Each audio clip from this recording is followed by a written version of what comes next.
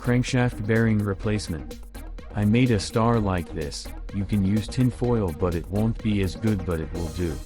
The main thing is to keep the bearing rollers in so you can knock the blind racer out the other side. 3 of these rollers are enough for the operation. If you use tin foil you will need all the rollers. I put one of these bearing rollers every 120 degrees, insert the star, hold it there with a screw from the other side so it doesn't fall out when I hit it, and that's it. The blind racer comes out fine.